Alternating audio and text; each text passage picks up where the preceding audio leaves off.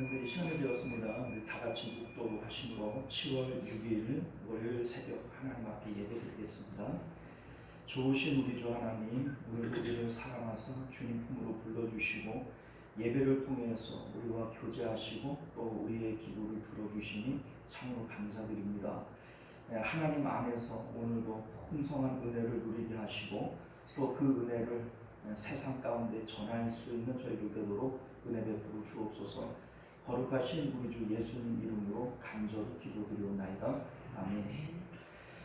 자, 우리 사도신경 함께 고백드립니다. 전능하사 천지를 만드신 하나님 아버지를 내가 믿사오며 그의 아들 우리 주 예수 그리스도를 믿사오니 이는 성령으로 잉태하사 동정녀 마리아에게 나시고 본디오 빌라도에게 고난을 받으사 십자가에 못 박혀 죽으시고 장사한 지 사흘 만에 죽은 자 가운데서 다시 살아나시며 하늘에 오르사 전능하신 하나님 우편에 앉아 계시다가 저리로서 산자와 죽은 자를 심판하러 오시리라. 성령을 믿사오며 거룩한 공예와 성도가 서로 교통하는 것과 죄를 사하여 주시는 것과 몸이 다시 사는 것과 영원히 사는 것을 믿사옵나이다. 아멘. 찬송가 314장 찬송가 314장 내 구주 예수를 더욱 사랑 함께 찬송하겠습니다. 314장입니다. 내 구주 예수를 더욱 사랑 얻으려 비는 말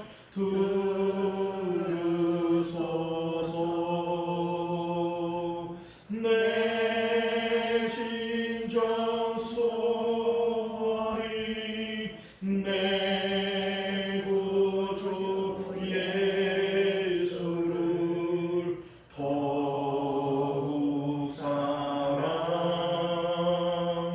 더욱 사랑 이전엔 세상 나 기뻐서도 지금 내 기쁨은 오직 예수 다만 내 비는 말 내 구주 예수를 더욱 사랑 더욱 사랑 이 세상 떠날 때 찬양하고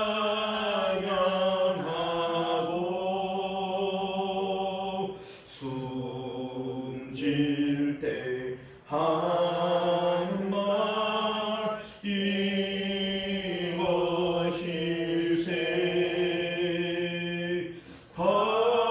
다만 내 비는 말 내 구주 예수를 더욱 사랑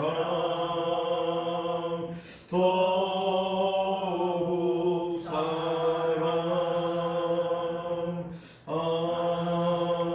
아멘. 자, 우리 하나님 말씀 봅니다. 요한계시록 1장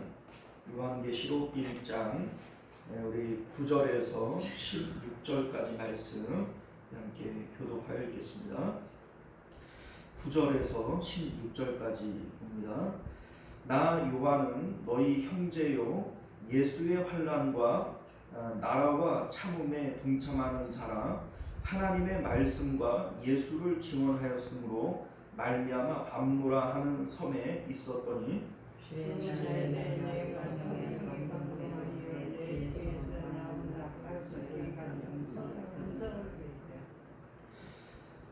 이르되 네가 본 것을 두루마리에 써서 에베소, 서머나, 버가모, 두아디라, 사데, 빌라델비아, 라우디게아 등 7교회에 보내라 하시기로 몸을 돌이켜 나에게 말하는 성을 알아보게 돌이킬 때에 일곱 촛대를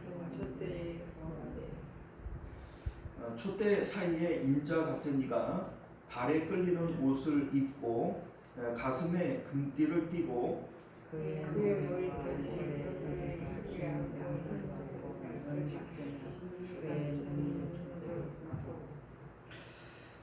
그의 발은 풀무불에 단련한 빛난 주석 같고 그의 음성은 많은 물소리 같으며 그의 오른손에 7개를 있고 그의 아이에서 자기의 날성검이 나오고 그 얼굴은 해가 힘있게 비치는 것 같더라. 아멘. 자, 우리 함께 기도하겠습니다. 준비하시고 은혜로우신 우리 주 하나님, 우리가 오늘도 주님의 복된 말씀을 통해서 하나님의 우리를 향한 뜻을 깨닫게 하여 주옵시고 주님의 뜻 가운데 살아가는 저희들 될 수 있도록 오늘도 말씀으로 우리를 훈육하여 주옵소서. 거룩하신 우리 주 예수님 이름으로 간절히 기도드리옵나이다. 아멘. 자, 오늘 우리는요 함께 읽은 본문의 말씀을 중심으로 성도의 마음에 그려야 할 예수님의 초상이라고 하는 제목으로 하나님 말씀 나누도록 하겠습니다. 성도의 마음에 그려야 할 예수님의 초상. 자, 우리 9절에서 밝히고 있는 것처럼 요한계시록은 95년에서 96년 이 사이에 사도 요한이 반모라고 하는 섬에서 이제 받은 이 말씀과 계시를 얘기를 하는 것이죠. 우리 이제 이 당시에 로마의 도미티니아스 황제의 통치 말기인데 교회와 성도들에게 극심한 핍박과 환란이 있었던 그러한 시기가 되어집니다. 지금 사도 요한도 반모라고 하는 섬에 지금 유배가 되어져 있는데 우리 이제 교부 터툴리안에 의하면 사도 요한도 본래는 이제 사형시키기 위해서 이제 끓는 가마니에다가 이제 집어넣었다는 거예요. 근데 이제 소위 이제 튀겨 죽이겠다는 거죠.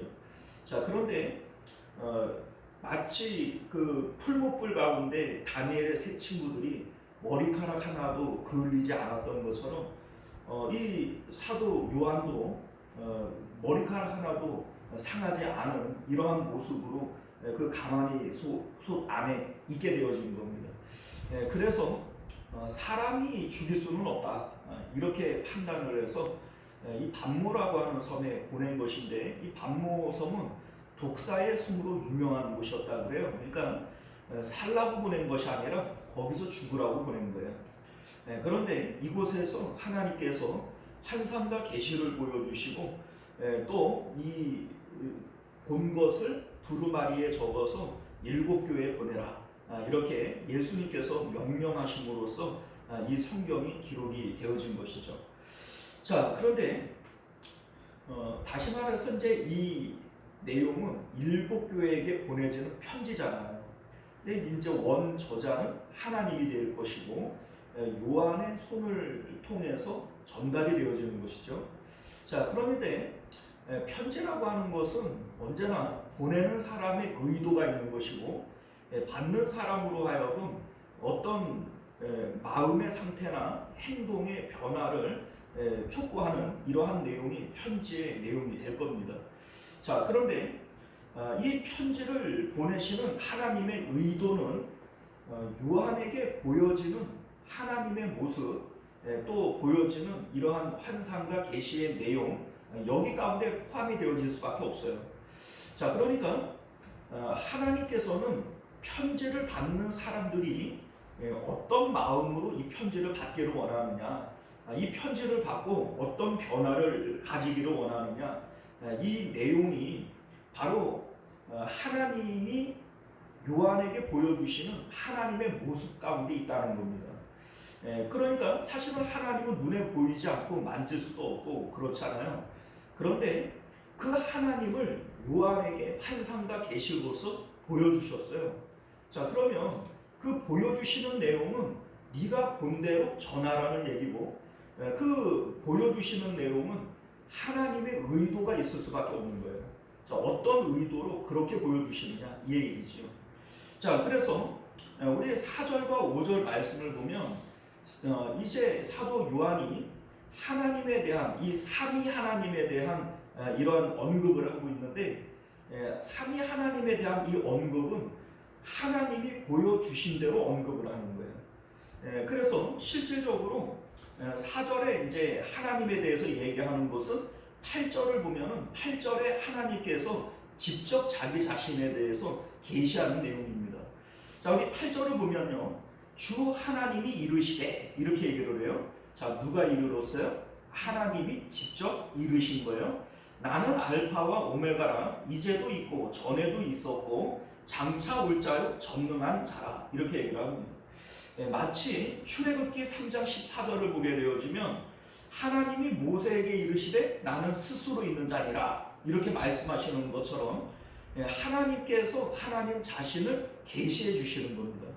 자, 그런데 여기서 특별히 알파와 오메가, 이제도 있고 전에도 있고 장차 올리요 전능한 자다, 이렇게 자기 자신을 하나님께서 계시하시는 이유가 어디 있냐면, 지금 이 상황은 우리 이제 도미티니아스 이 황제의 극심한 환난과 핍박이 있고, 그 가운데 성도들은 전 재산을 뺏기고 무력하게 내쫓기고 사자의 밥이 되고 순교를 당하는 이러한 가운데 있어요.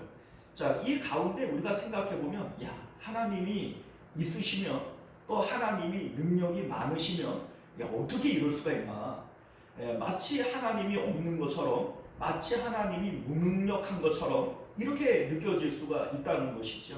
자, 그런데 하나님께서는 하나님 자신을 나는 알파와 오메가다, 처음부터 끝까지 누구만 실존하는 존재라는 거예요.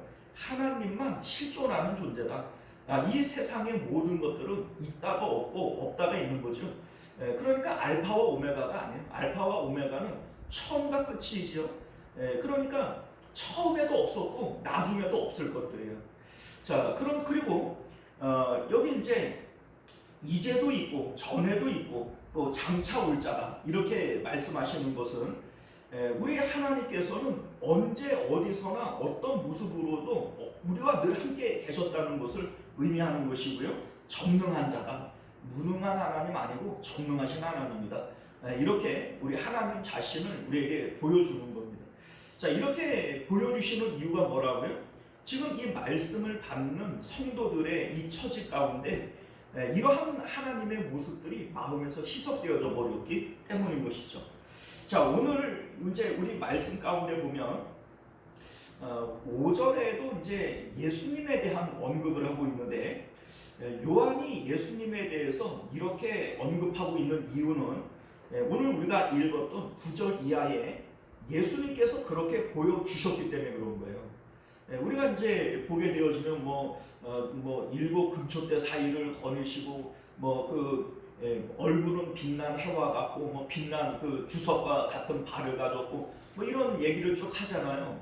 이러한 모습을 봤기 때문에 5절에 예수님에 대해서도 사도 요한이 그렇게 고백을 하고 있는 겁니다. 우리 앞서 말씀을 드렸지만 예수님께서 자기 자신을 그렇게 보여주시는 거예요. 자, 그러니까 원래는 예수님 눈에 안 보이잖아요, 우리가. 예수님 지금 눈에 안 보이죠? 그런데 사도 요한에게 자기 자신을 그러한 모습으로 보여주시는 거예요. 자, 그러니까 이 보여주시는 이 내용 가운데 예수님의 의도가 숨어져 있는 거죠. 자, 그 의도가 뭐냐? 그 의도는요, 성도들이 예수님과의 관계에서 예수님을 그렇게 봐주기를 원하는 겁니다.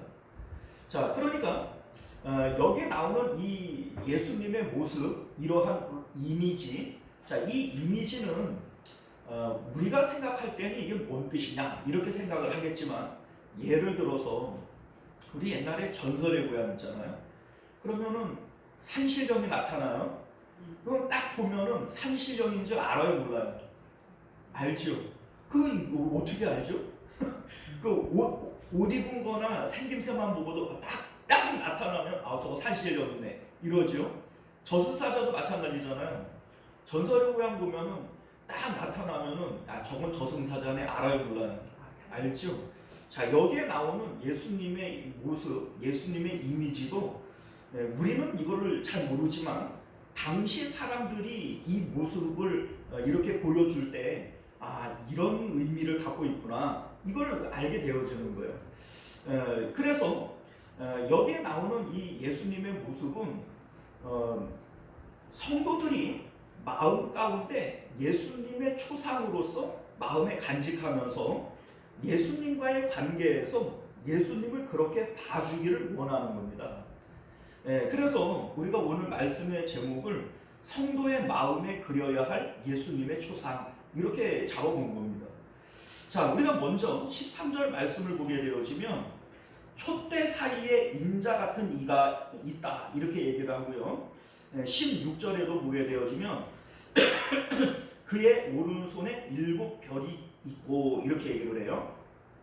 자 여기 이제 7 금초대 7별 뭐 이런 게 나오는데 이런 거는 딱 그 어떤 이제 이미지만 가지고 딱 알 수 있는 게 아니니까 20절에 아예 해석을 해줘요. 뭐라고 해석을 해주냐면 7별은 7교회의 사자요 7 촛대는 7 교회라 이렇게 얘기를 합니다. 자 다시 말해서 여기에 나오는 이 요한계시록의 전체의 내용은 교회에게 보내지는 거예요. 자 그런데 여기서 우리가 분명히 알아야 될 것은 우리 이제 여기에 뭐 에베소 교회, 서머나 교회, 빌라델비아 교회 뭐 이런 교회들을 언급을 하지만 여기 이 교회에게 보내라는 뜻이 아닙니다.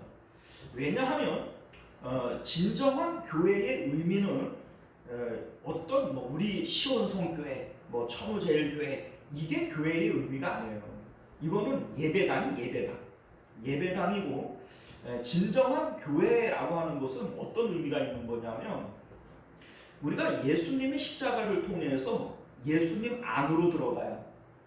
예수님 안으로 들어간 모든 것들이 이게 다 교회가 되어지는 거예요. 우리가 교회를 예수님의 몸된 교회다 이렇게 얘기를 하죠.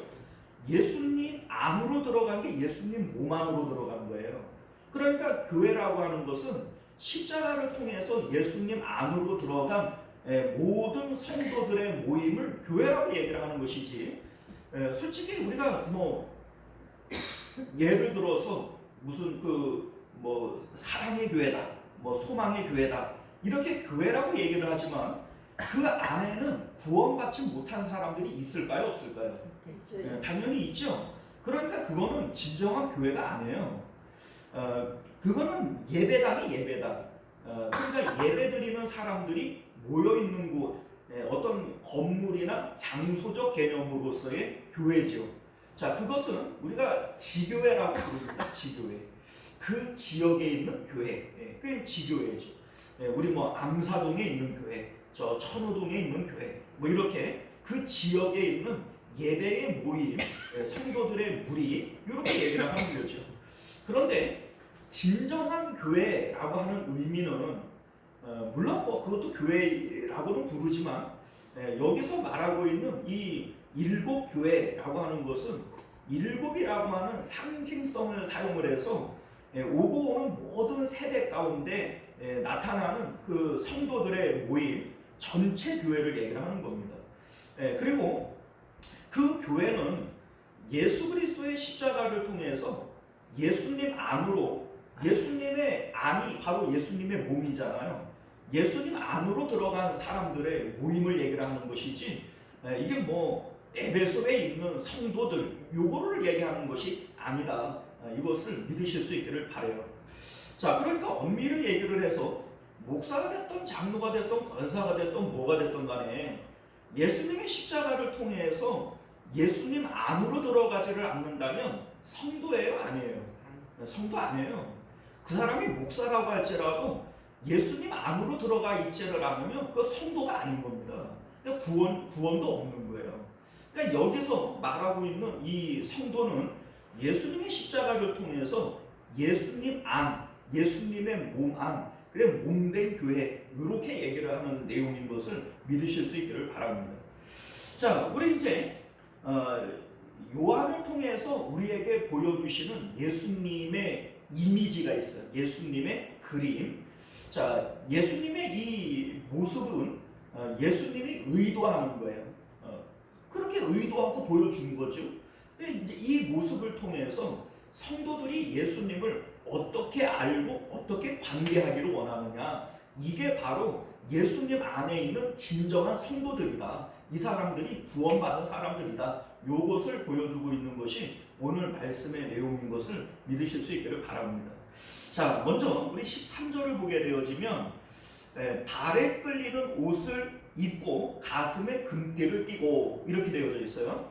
자, 이게 뭘 얘기를 하냐면 당시 사람들이 왕, 임금을 생각을 할 때 임금의 이미지가 딱 요 이미지인 거예요. 가장 간단하게 표현을 한 것이죠. 그냥 쭉 끌리는 옷을 입고 여기 금띠를 차고 딱 보면 임금 같지 않아요? 그러니까 우리가 전설의 고향 보면서 딱 보면은 산신령이다, 저거 저승사자다 금방 아는 것처럼 이 당시 사람들은 이 끌리는 옷을 입고 금띠를 차고 막 이렇게 얘기를 저거 임금이네, 저거 왕이네, 이걸 아는 거예요. 자, 그래서 우리가 앞에 5절을 보게 되어지면 요한은 이 예수님을 왕이다 이렇게 표현을 했던 겁니다. 자, 그런데 여기서 말하는 이 왕은 어떤 의미를 가지고 있냐면, 예를 들어 볼까요? 이 당시에 내가 왕 앞에 있다면 내 모든 신경과 관심은 누구에게 집중되어지겠어요? 자, 왕 앞에 있으면서도 딴 생각하고 뭐 딴짓하고 할 수 있을까요? 못하죠. 그러니까 예수님을 왕으로 대할 수 있어야 한다라고 하는 것은 내 모든 존재감 앞에 예수님이 첫 번째가 되어줘야 된다는 거예요. 자, 이를테면 나인성 가부가 있어요. 나인성 가부는 청년 아들이 마음의 존재감의 1등이었던 거예요. 그러니까 이 나인성 가부에게 왕은 누구예요? 자기 독자 청년 아들, 이게 나인성 가부에게는 왕이었던 겁니다. 자, 그러니까 내 마음 가운데 언제나 존재감 1등, 이것은 하나님이셔야 된다, 예수님이셔야 된다. 이게 바로 여기 이제 첫 번째로 발에 끌리는 옷을 입고 가슴에 금띠를 띠고 라고 하는 이 이미지, 그림을 통해서 우리에게 요구하시는 내용인 것을 믿으실 수 있기를 바랍니다. 자, 이를테면 아브라함에게 하나님이 존재가 1등이어야 돼요. 그런데 어느 날 가만히 보니까 이삭이 하나님과 라이벌 관계처럼 보여지는 거예요. 무슨 얘기인지 아시겠죠? 자, 그러니까 하나님께서 너 이삭을 한번 나한테 바쳐봐라, 이렇게 명령을 하시게 되어진 거죠. 그러니까 하나님께서 우리가 예수님 안에 구원받은 사람들이라면 우리 마음 가운데 언제나 존재감 1등은 하나님이셔야 된다. 예수님을 그렇게 관계해야 된다. 이게 바로 이 그림 모습 가운데 드러난 하나님의 의도인 것을 믿으실 수 있기를 바랍니다. 자, 우리 두 번째, 우리 14절을 보게 되어지면 그의 머리와 털의 희기가 흰 양털 같고 눈 같으며 그의 눈은 불꽃 같고 이렇게 되어져 있어요. 자, 여기에 보면 예수님의 머리와 털의 희기가 흰 양털과 같고 눈과 같다. 자, 이게 뭘 의미하는 것이냐면 우리 예수님에게는 조금의 오류나 잘못된 것이나 썩은 것이 없다. 하얗다, 이러면 순배 깨끗하다, 이런 의미잖아요. 자, 그러니까 그 깨끗한 그것 가운데 뭐 잘못된 것이나 오류나 이런 것들이 없을 것이라고 하는 이런 이미지가 딱 들어오지 않습니까? 자, 이게 뭘 의미해요? 우리가 예수님을 우리의 왕으로 모셔요. 그런데 왕이신 예수님에게 뭔가 잘못이 있고 오류가 있고 썩은 것이 있다면 나도 똑같이 오류가 있고 썩은 것이 될 수밖에 없어요. 그런데 내가 임금으로 모신 그 예수님은 조금의 오류나 잘못이나 부패가 없다는 거예요. 자, 이게 우리에게 어떤 의미를 주고 있냐면 내가 예수 그리스도 안에 있게 되어질 때 우리 삶에는 조금의 오류나 잘못된 것이나 썩은 것이 있을 수 없음을 얘기를 하는 겁니다. 자, 예를 들자면 바울과 신라가 예수님 안에 있지만은 그 복음 전하다가 매를 맞고 감옥에 던져져요. 자, 그러면 야, 이거 뭐 내가 잘못한 거 아니냐? 뭘 잘못해가지고 이렇게 내가 어려움을 당하고 매를 맞고 나쁜 일이 자꾸 나한테 일어나는 거 아니냐? 아니라는 겁니다. 내가 예수님 안에 있고 내 마음에 예수님이 왕으로서 존재감 1등으로 있는 상태에서는 모든 것은 오류도 없고 잘못된 것도 없고 썩은 것도 없는 거예요.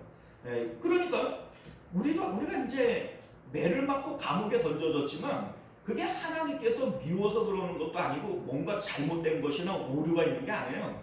하나님의 큰 뜻 가운데 하나님의 영광을 드러내기 위한 하나의 방편이 되어지는 것이죠. 자, 그러니까 내가 예수님 안에 예수님을 내 마음의 존재감의 1등으로 모시고 있는 상태라면 내 삶에 어떠한 문제도 없는 거예요. 그게 뭐 현상적으로 매를 맞고 감옥에 간다고 할지라도 우리는 이거를 자신해야 돼요. 우리 삶은 조금 더 뭐가 잘못되고 있는 게 아니라는 겁니다. 예수님이 우리 마음 가운데 왕이시라면 우리 삶 가운데 되어지는 어떤 일들도 오류나 잘못된 것이 없는 것이다 라고 하는 것을 믿으실 수 있기를 바랍니다. 자, 우리 세 번째는요, 그의 눈은 불꽃 같다 이렇게 얘기를 합니다. 자, 눈이 불꽃 같다 라고 하는 말의 의미는 우리의 속을 훤히 들여다 보신다는 거예요. 자, 그러니까 우리가 이제 예수님 안에 들어가는 사람들, 그러니까 십자가를 통해서 예수님 안이 바로 교회라고 그랬잖아요. 이 교회 안에 있는 성도들이라면 예수님과의 관계에서 우리는 진실해야 돼요. 외식이나 가식이나 거짓이 있어서는 안 되고 언제나 진실해야 돼요. 왜요? 예수님은 불꽃 같은 눈을 가지고 계시고 우리의 모든 것을 다 보시고 계시는 하나님이시기 때문에 그 앞에 거짓이 있을 수는 없어요. 자, 그러니 참된 성도라면 예수님 앞에 외식이 있어서도 안 되고 거짓이 있어도 안 되는 거예요. 그 예수님을 그렇게 대해야 되는 것이죠. 예수님은 모르시는 게 없다. 우리는 이런 얘기를 하면서 자꾸 예수님과의 관계에서 외식을 해요. 자꾸 거짓이 있고, 그러니까는 예수님을 자꾸 속이려고 그러는 거예요. 의도적인 것은 아닐지라도 자꾸 뭔가를 감추죠. 이게 예수님과의 바른 관계가 아니다라고 하는 것을 말씀하고 있음을 믿으실 수 있기를 바랍니다. 자, 네 번째는요, 우리 15절을 보게 되어지면 그의 발은 풀구불에 단련한 빛난 주석 같고 그의 음성은 많은 물소리 같으며 이렇게 되어 있어요. 자, 이제 풀무에 단련한 빛난 주석. 지금은 뭐 신소재들이 많이 이제 나와서 단단한 것들이 얼마든지 있지만 이 당시에는 풀무에 단련한 빛난 주석 이것만큼 단단하고 강한 게 없는 거예요. 그런데 예수님의 발이 그 가장 강한 빛난 주석으로 되어져 있다. 이 말의 의미는요, 예수님이 우리 마음의 왕이 되어지시고, 그래서 우리가 예수님 안에서 오류나 뭐 잘못된 것이 없는 이러한 삶을 살아가게 되어질 때 우리 삶 앞에 있는 모든 문제는 예수님의 발 아래 부서져 버리는 것이다. 이거를 의미하는 겁니다. 자, 그러니까 우리가 예수님 안에 그리고 예수님 앞에 조금도 숨기는 것 없이 진실한 그런 관계를 가지게 되어질 때 우리 삶 가운데는 여러 가지 문제들이 있을 수 있죠. 자, 그러나 그러한 어떤 문제라고 할지라도 예수님의 발 아래 부서지고 사라지고 없어지는 것들이다. 이거를 말씀하고 있는 겁니다. 자, 그러니까 문제가 되어지질 않는다 이 얘기죠. 자, 우리 이제 그의 음성은 많은 물소리 같다 이렇게 얘기를 하는데 이것도 뭐 역시 같은 맥락에서 얘기를 하는 겁니다. 자, 예를 들어서 나이아가라 폭포가 있어요. 그 이제 엄청난 물줄기가 팍 쏟아지면서 그 뭐 진짜 천둥 소리 같은 그런 그 소리가 나지요. 그런데 그 나이아가라 폭포 앞에 있으면서 딴 생각이 날까요? 딴 생각이 날 수 없어요. 또 이를테면 큰 풍랑 앞에 있는 사람들이 온통 마음을 풍랑에 뺏기는 것처럼 우리 이제 풍랑 가운데 있는 제자들의 마음이 어디에 뺏겨 버렸어요? 풍랑에 이 마음을 뺏겨 버렸잖아요. 그런데 십자가를 통해서 예수님 안에 들어간 사람들, 이게 이제 예수님 안이 교회다 이런 얘기를 했는데 그 교회 안에 있는 참된 성도들이라면 예수님의 말씀을 많은 물소리처럼 거기에 마음을 싹 뺏겨 버려야 되는 거예요. 자, 그래서 우리가 이제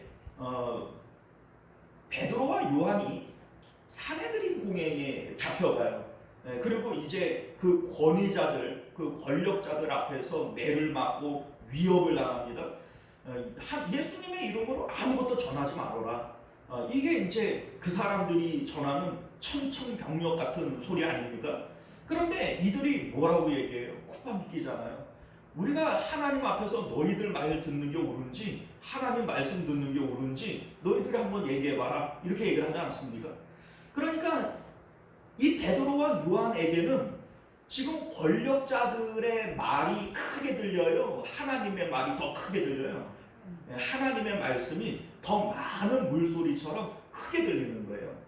이게 바로 예수님 안에 들어가 있는 참된 교회의 성도들이 예수님을 대하는 방식이 되어줘야 된다. 이걸 얘기하는 겁니다. 자, 우리 여섯 번째는 우리 16절을 보게 되어지면 그의 오른손에 7뼈리 있고 이렇게 얘기를 해요. 그의 오른손에 7뼈리 있고. 자, 여기에 나오는 이 7뼈는 우리 앞서 20절을 보게 되어지면 7뼈는 7교회의 사자요 이렇게 되어져 있죠. 그러니까 여기 이제 그의 오른손에 7뼈리 있다, 이 말의 의미는 이제 예수님께서 그 뭡니까, 사자들을 부리신다 이런 의미가 있죠. 자, 그런데 여기서 이 사자라고 하는 것을 전통적으로는 7교회의 목사님들을 얘기를 했어요. 그런데 엄밀히 얘기를 하면 여기 나오는 이 7뼈는 목사님들을 얘기하는 게 아닙니다. 왜 그러냐면 여기 이제 원어 성경을 보게 되어지면 이제 여기에 나오는 이 7 사자를 앙겔로스라고 이제 사용을 했는데, 앙겔로스라고 하는 것은 천사를 의미하고 말씀을 전달하는 이 천사를 의미를 해요. 자, 그러니까 뭐 말씀을 전하는 천사다, 주님의 사자다 이렇게 얘기를 하니까 그냥 목사님들 이렇게 해버리고 말하는데 사실은 그런 의미가 아닙니다. 예수님께서 물론 뭐 전달하는 이 메신저가 목사가 되어질 수도 있지만 실질적으로 천사를 얘기하는 거예요. 그러니까 7 천사, 완전하죠. 모든 천사들을 예수님께서 다스리는 거예요. 그래서 우리 이제 뭐 예수님께서 이런 말씀하시잖아요. 내가 12영 더 되는 천사를 동원할 수 없는 줄 아느냐. 하늘과 땅의 모든 권세를 아버지께서 예수님에게 주셨어요. 이제 모든 천사들을 다스리는 실질적인 권세는 예수님에게 있는 것이죠. 자, 그래서 참된 성도들에게 하나님 예수님께서는 천사들을 보내시고 그들을 도우시고 그들에게 주님의 말씀을 가르치시고 그 말씀대로 행하게 하시는 이러한 일들을 하신다는 겁니다. 자, 그래서 그 다음에 보게 되어지면 7번째 그의 입에서 좌우의 날선검이 나오고 이렇게 되어져 있는데 예수님의 말씀의 권세를 얘기를 하는 겁니다. 말씀의 능력이죠. 자, 천사들을 통해서 말씀을 전달해 주세요. 그리고 그 말씀대로 되어지도록 섭리하시고 도우시는 거예요. 자, 이 말씀이 히브리서 4장 12절을 보게 되어지면 이렇게 얘기를 해요. 하나님의 말씀은 살아있고 활력이 있어 좌우의 날선 어떤 검보다 예리하여 혼과 영과 및 관절과 골수를 찔러 쪼개기까지 하며 또 마음의 생각과 뜻을 판단하나니. 자, 무슨 얘기입니까? 하나님의 말씀은 우리의 혼과 영과 관절과 골수를 찔러 쪼개는 능력이 있다는 거예요. 자, 우리가 예수님의 십자가를 통해서 예수님 몸 안에 들어갔어요. 몸된 교회죠. 참된 성도들이라면 예수님의 말씀이 우리 가운데 능력이 있어야 돼요. 예수님의 말씀이 우리가 귀뚱으로 여기고 나에게 어떤 영향도 미치지 못하는 능력 없는 말씀이라면 그거 성도가 아닌 거예요. 그거 성도가 아닌 겁니다. 자, 예수님의 말씀이 좌우에 날선 어떤 검보다 예리해서 내 뜻과 내 계획을 다 잘라 쪼개버리고 오직 하나님의 뜻과 하나님의 계획이 우리 가운데 이루어지게 되어지는 거, 이게 바로 예수님을 대하는 우리의 태도가 되어져야 되는 것이죠. 이게 바로 참된 성도다라고 하는 것을 말씀하고 있음을 믿으시기를 바랍니다. 자, 이렇게 되어질 때 그 얼굴은 해가 힘있게 비친 것과 같다, 이렇게 되어져 있어요. 자, 예수님의 얼굴이 빛이다. 그런데 그 빛은 누구를 향해 있어요? 성도들을 향해 있죠. 그러니까 한마디로 얘기를 해서 앞에서 나오는 이런 참된 성도의 삶을 살아가는 자들에게는 마음 가운데 우울증이라든지 또 여러 가지 불안, 근심, 걱정, 이러한 어두운 마음이 있을 수 없어요. 왜냐하면 예수님의 얼굴이 비치고 그 빛 대신 얼굴을 우리에게 비추고 있기 때문에 우리 마음 가운데 우울하고 답답한 어둠의 마음들은 다 사라져버리고 마는 것임을 믿으실 수 있기를 바랍니다. 자, 이러한 성도들에게 사도 바울은 항상 기뻐하라, 내가 다시 말하노니 기뻐하라, 이런 말씀을 하시는 것이죠. 우리 마음 가운데 언제나 기쁨과 감사의 삶을 살 수밖에 없는 것, 이것은 예수님 안으로 들어간 참된 성도들의 삶 가운데 반드시 나타나게 되어지는 징후인 것을 믿으실 수 있기를 바랍니다. 자, 이제 말씀을 맺도록 하겠습니다. 오늘 사도 요한은 자신이 본 모습을 우리에게 얘기를 해요. 그런데 사도 요한은 예수님께서 보여주지 않은 걸 볼 수는 없어요. 예수님께서 자기 자신을 그렇게 드러내어 보여주시는 것이죠.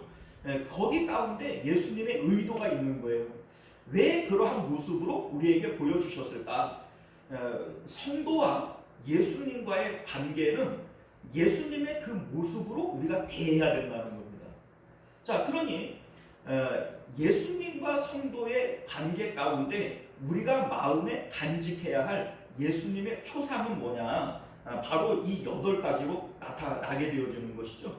예수님을 왕으로 우리 마음의 존재감의 1번으로 대해야 되고, 그렇게 대할 때에 우리 삶 가운데 어떤 일들이 일어난다 할지라도 그것은 어떤 오류나 잘못이나 부패가 있는 것이 아니며, 그리고 불꽃 같은 눈으로 우리를 지켜보시기에 우리는 주님 앞에 외식이나 거짓이나 가식이 있어서는 안 되는 것이고요.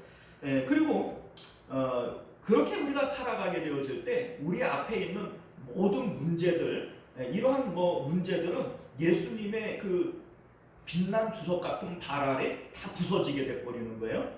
자, 그리고 오직 주님의 말씀을 우리가 들을 때 많은 물소리처럼 주님의 말씀이 우리 가운데 압도적인 그러한 소리로 들려져야 되는 것이고, 그 말씀이 좌우의 날성검처럼 우리에게 능력이 있게 되어지는 것이고요. 그런 삶을 사는 사람들에게는 마음 가운데 어떤 어둠도 없게 되어지는 것이다. 이러한 내용으로 지금 이미지를 우리에게 보여주는 것임을 믿으실 수 있기를 바랍니다. 기도하겠습니다.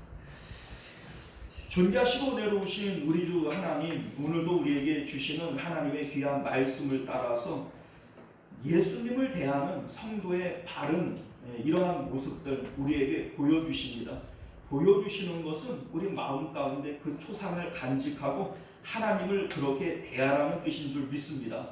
우리로 하여금 말씀대로 우리 주님을 믿게 하시고 정말로 우리 마음 삶 가운데에도 주님의 빛이 비출 수 있도록 은혜 베풀어 주시옵소서.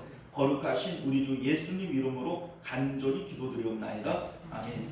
주기도문으로 예배를 마치겠습니다. 하늘에 계신 우리 아버지여, 이름이 거룩히 여김을 받으시오며 나라가 임하시오며 뜻이 하늘에서 이루어진 것 같이 땅에서도 이루어지이다. 오늘 우리에게 일용할 양식을 주시옵고 우리가 우리에게 죄 지은 자를 사하여 준 것 같이 우리 죄를 사하여 주시옵고 우리를 시험에 들게 하지 마시옵고 다만 악에서 구하시옵소서. 나라와 권세와 영광이 아버지께 영원히 있사옵나이다. 아멘.